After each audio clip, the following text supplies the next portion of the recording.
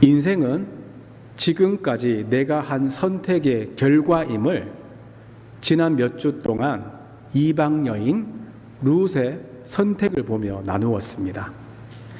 룻은 모압 여인임에도 불구하고 이스라엘 사람인 시어머니 나오미를 쫓는 선택을 했고, 더 나아가서 나오미가 섬기는 하나님을 쫓는 선택을 해서 그야말로 그의 인생은 180도로 바뀌게 됩니다. 그런데 인생은 선택의 결과일 뿐만 아니라 만남의 결과라고 해도 틀린 말이 아닙니다. 이 진리도 룻의 인생을 통해서 우리들은 볼 수 있습니다. 따지고 보면 룻이 이스라엘 남편을 만났기 때문에 고향 모압을 떠나 이스라엘까지 온 것 아닙니까? 그리고 시어머니 나오미를 만났기 때문에 시어머니의 하나님, 나오미의 하나님을 그도 믿고 따르게 된 것입니다. 그렇습니다. 어떤 부모를 만나고, 어떤 친구를 만나고, 어떤 선생님을 만나고, 어떤 배우자를 만나느냐에 따라 우리 인생이 정해집니다. 우리 속담에도 친구 따라 강남 간다고 하지 않습니까? 책을 좋아하는 친구를 만나다 보면 책을 좋아하게 되고, 운동을 좋아하는 친구를 만나면 운동을 좋아하게 되고, 음악을 좋아하는 친구들과 어울리다 보면 음악을 좋아하게 될 확률이 많습니다. 여러분, 어떤 배우자를 만나느냐도 얼마나 인생에서 중요합니까? 미국의 대통령이었던 빌 클린턴 부부를 다들 아시지요? 어느 날 이 부부가 자동차를 타고 가다가 한 주유소에 들렀습니다. 그런데 주유소 직원이 힐러리 클린턴에게 아주 친근하게 인사를 합니다. 그래서 빌 클린턴이 힐러리에게 물어봅니다. 당신 그 사람 알아? 이때 힐러리가 대답합니다. 응, 고등학교 때 내가 사귀었던 남자야. 참고로 이 힐러리가 졸업한 고등학교가 여기서 멀지 않는 이 파크 리치에 있는 메인 사우트 하이스쿨입니다. 그러자 빌이 웃으며 힐러리에게 말합니다. 네가 그 사람과 결혼했으면 지금 너는 주유소 직원의 아내가 되어 있겠네. 이때 힐러리가 미소를 지으며 아주 자신 있게 이렇게 대답했습니다. 아니요. 그 사람이 나와 결혼했으면 그 사람이 미국의 대통령이 되었겠지요.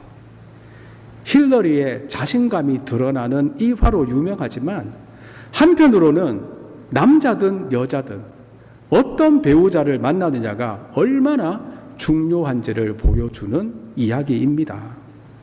그런데 고대 사회일수록 남성이 어떤 아내를 만나느냐 보다는 여성이 어떤 남편을 만나느냐가 훨씬 더 중요해집니다. 고대 사회는 남편이 아내의 인생을 전적으로 책임져 주는 시대이기 때문입니다. 성경은 하나님과 그의 백성의 관계를 자주 남편과 아내로 비유하는데, 성경의 배경도 고대 사회이기 때문입니다. 이렇게 여성의 인생은 남편에게 달려있기 때문에 형이 죽으면 그 형제가 그 아내를 취하는 율법도, 형이 죽으면 그 아내를 형제가 취하는 율법도 하나님이 허락하셨습니다. 룻도 그의 죽은 남편의 친족인 보아스를 만남으로 인해 운명이 바뀌지 않습니까? 이 만남은 우연이 아니라 하나님의 섭리이고 하나님의 은혜임을 지난주에 나누었습니다. 그렇다면 보아스가 도대체 어떤 사람이기에 룻의 인생이 변화되었을까요? 지난주에 보아스는 그 이름의 뜻이 힘센 자, 강한 자라고 말씀드렸습니다. 실제로 보아스는 그 지역에 큰 밭을 가지고 있는 능력 있는 부자였습니다. 그런데 보아스는 가난한 사람들에게 은혜를 베푸는 착한 부자였습니다. 우리 문화에는 이 유교 문화 때문인지 청빈 사상이 강해서 훌륭한 사람은 가난해야 한다는 생각이 있습니다. 그래서 부자들에 대한 반감이 조금 있는 편입니다. 그러나 성경은 청빈한 사람도 있지만 청부, 깨끗한 부자도 있음을 분명히 말씀합니다. 사실 구약시대 믿음의 인물들 중에는 부자들이 꽤 많습니다. 믿음의 조상인 아브라함, 이삭, 야곱은 다 내놓으라 하는 당대의 부자들입니다. 욥도 부자였고 다윗과 솔로몬은 인류 역사상 최고 부자 명단에 항상 거론되는 인물입니다. 보아스도 마찬가지입니다. 그는 부유한 사람이었는데 청부, 깨끗한 부자, 착한 부자였습니다. 그래서 그는 룻처럼 가난한 사람들을 함부로 대하지 않고 은혜를 베풉니다. 8절에 보면 보아스는 룻을 내 딸아라고 부릅니다. 이 말은 자기 딸을 부를 때뿐만이 아니라 나이 많은 사람이 젊은 여인을 부르는 호칭입니다. 특별히 젊은 여성을 무시하지 않고 존중하고 인격적으로 대하며 부르는 호칭입니다.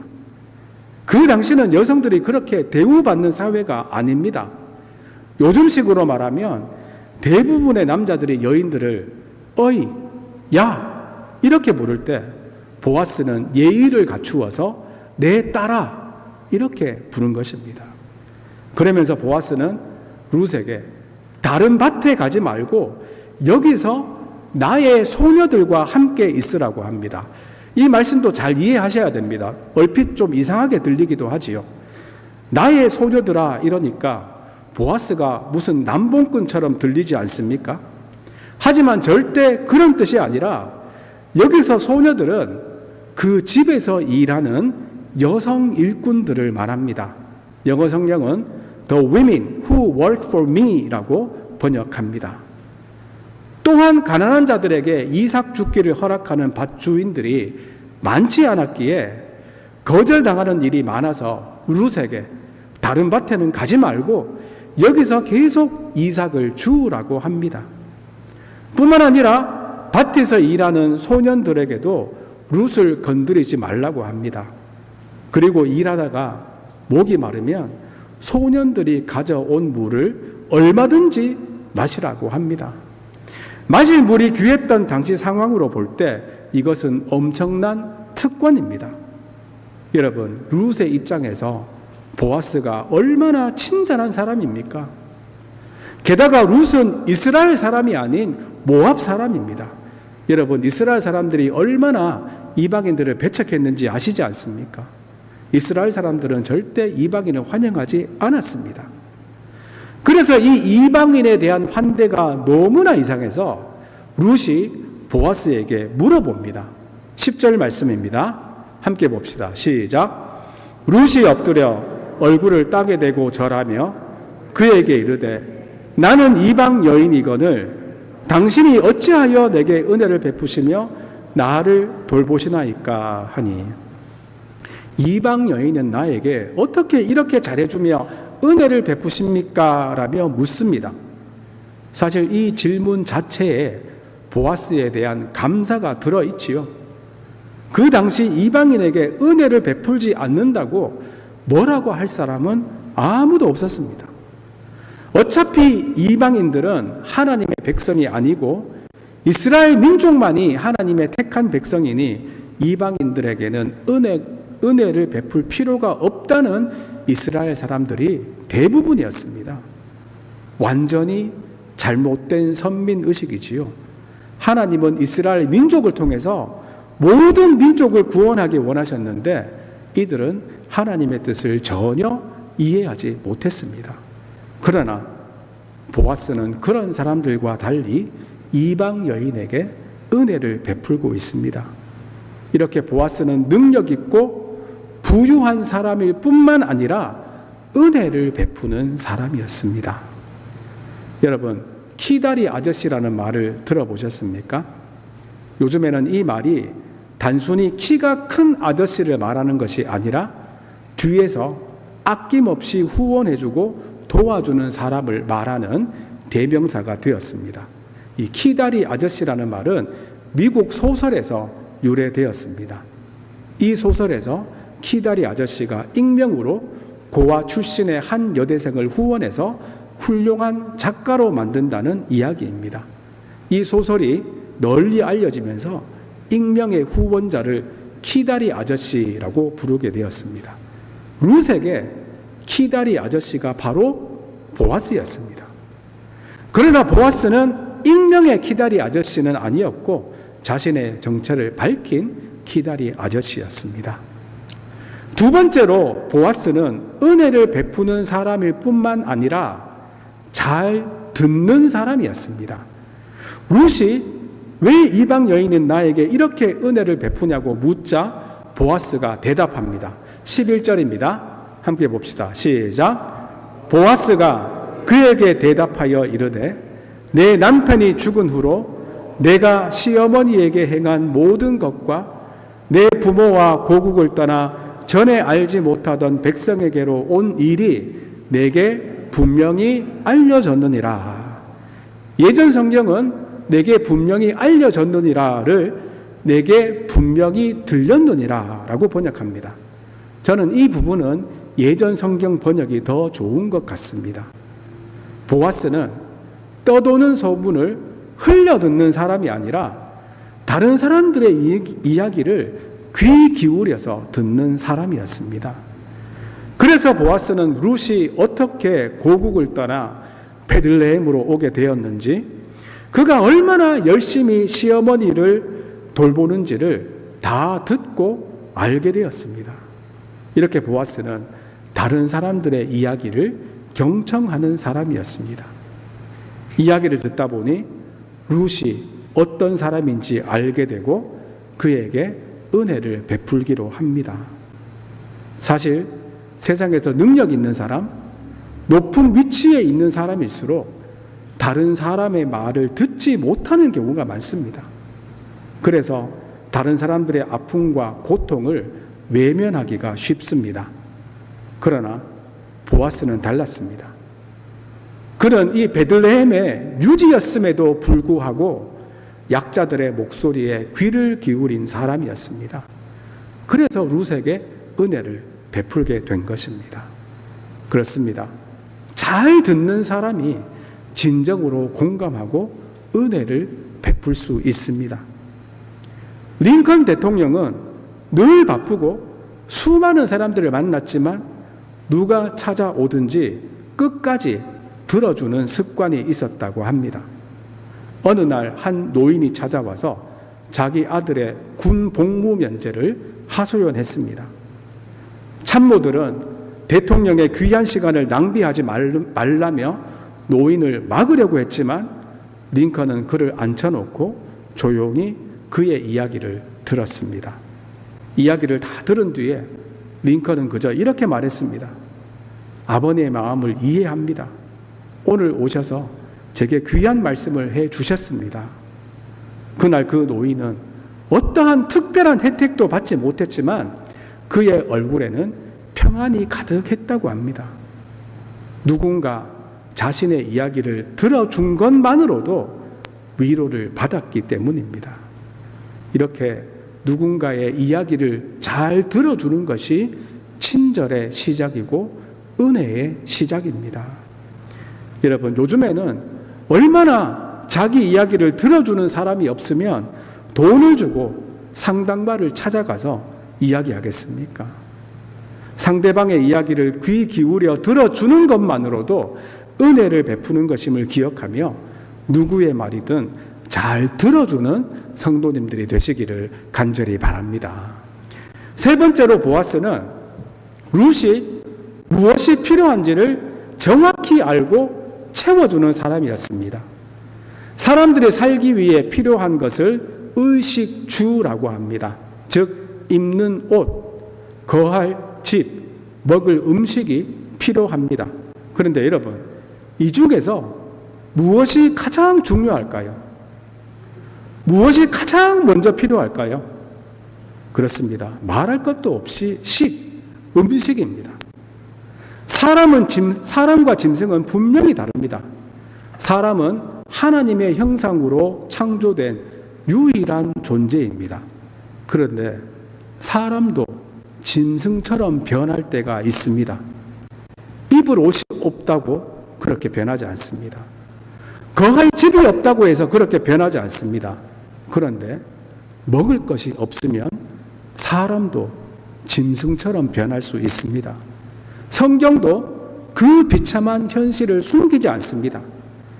예루살렘 성이 바벨론 군대에 포위되었을 때 먹을 것이 다 떨어졌습니다. 이때 부모가 자기 자녀를 죽여서 삶아 먹었다는 끔찍한 이야기가 실제로 성경에 기록되어 있습니다.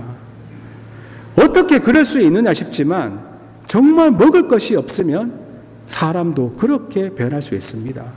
먹는 것은 생명과 직결된 문제이기 때문입니다. 이렇게 먹는 것이 너무나 중요한데 보아스는 룻에게 당장 먹을 것을 줄 뿐만 아니라 앞으로 먹을 것까지 확실하게 약속해 줍니다. 14절 말씀입니다. 함께 봅시다. 시작. 식사할 때 보아스가 룻에게 이르되 이리로 와서 떡을 먹으며 내 떡 조각을 초에 찍으라 하므로 룻이 곡식 베는 자 곁에 앉으니 그가 볶은 곡식을 주매 룻이 배불리 먹고 남았더라. 식사 때가 되자 이삭을 열심히 주우며 일했던 룻이 얼마나 배가 고팠겠습니까? 보아스가 이 룻의 배고픔을 모른 채 하지 않고 자기 떡 조각을 먹으라고 합니다. 구제 사역을 할 때 많이 하는 말이 물고기를 주지 말고 물고기 잡는 법을 가르쳐야 한다고 합니다. 맞는 말이지요. 그런데 여러분, 당장 배고픈 사람에게는 바로 먹을 수 있는 물고기도 얼마나 중요합니까? 그렇습니다. 당장의 배고픔을 해결해 주는 것도 귀하고 중요한 일입니다. 이를 알고 룻을 일단 배불리 먹입니다. 이것이 다가 아닙니다. 보아스는 앞으로의 룻과 나오미의 식량도 보장해 줍니다. 이 두 과부가 사실 먹고 살 길이 막막했는데 보아스가 그 길을 보장해 줍니다. 15절은 룻이 이삭을 주우러 오면 곡식 간 사이에서 줍게 하고 책망하지 말라고 합니다. 그 당시 가난한 자들을 쫓아내는 밭 주인들이 대부분이었기에 보아스가 룻에게는 언제든지 자기 밭에 들어올 수 있는 프리 패스를 준 셈입니다. 그런데 이삭을 이 떨어진 곡식을 주우러 왔어도 주울 이삭이 없으면 무슨 소용이겠습니까? 그래서 한 가지 대책을 더 마련합니다. 16절입니다. 시작. 또 그를 위하여 곡식 다발에서 조금씩 뽑아버려서 그에게 줍게 하고 꾸짖지 말라 하니라. 떨어진 이삭이 없을까봐 아예 이 추수한 곡식 다발에서 조금씩 뽑아서 버리라고 합니다. 이렇게 주울 이삭이 떨어지지 않게 합니다. 사실 이것이 하나님이 원래 제정하신 율법입니다. 모든 곡식을 다 거두지 말고 가난한 자들을 위해서 조금 남겨두라고 하셨습니다. 그럼에도 불구하고 밭주인들이 욕심을 부려서 하나라도 남기지 않으려고 노력하면서 다 거두는 경우가 태반이었습니다. 그러나 보아스는 이 율법의 정신에 맞게 일부러 곡식을 떨어뜨리고 남겨두라고 해서 룻을 비롯한 가난한 자들을 위한 양식을 제공합니다. 여러분, 고향을 떠난 룻이 타향에서 얼마나 좋은 사람을 만났습니까? 우리들도 인생을 살면서 특별히 이 이민 생활하면서 이 보아스 같은 은인을 만나면 참 좋겠다, 그런 부러움이 들지 않습니까? 그런데 여러분, 성도들은 이미 보아스와 같은 은인을 만난 사람들입니다. 은혜를 베푸는 사람이었고 그의 이야기를 들어주는 사람이었고 그의 필요를 채워주는 사람이었습니다. 여러분, 우리들에게 한량없는 은혜를 베푸시고 우리의 어떤 이야기든 다 들어주시고 우리의 필요를 모두 채워주시는 분이 있지 않습니까? 누굽니까? 바로 하나님이십니다. 결국 보아스는 우리의 신랑 되시는 예수님을 예표하고 룻은 예수님의 신부인 교회와 성도들을 상징합니다. 사실 우리들도 룻처럼 하나님이 아닌 사탄에 속한 하나님 나라 밖에 있는 이방인들이었지만 하나님이 은혜를 베푸셔서 하나님의 백성이 된 것 아닙니까? 뿐만 아니라 하나님은 언제나 인자한 귀를 우리들에게 기울이시고 우리의 작은 신음소리에도 응답하시는 분입니다. 또한 하나님은 우리가 필요한 것들을 미리 다 아시고 부족함 없이 다 채워주시는 분 아닙니까? 그렇습니다. 룻이 보아스를 만나서 인생이 역전된 것처럼 우리들도 하나님을 만나서 인생이 완전히 바뀐 사람임을 믿으시기 바랍니다. 사실 미국에서 살려면 영주권이나 시민권이 중요하지 않습니까? 이것이 없으면 불법 이민자가 되어서 살기가 무척 힘듭니다. 요즘에는 아이스 때문에 더하지요. 그런데 불법 이민자가 합법 이민자가 되고 영주권을 받고 시민권을 받을 수 있는 가장 확실한 방법이 있습니다. 아시지요? 뭡니까? 시민권자와 결혼하면 됩니다. 미국 시민권자와 결혼하면 배우자도 시민권자가 될 수 있습니다. 가장 빨리 시민권을 취득할 수 있는 방법입니다.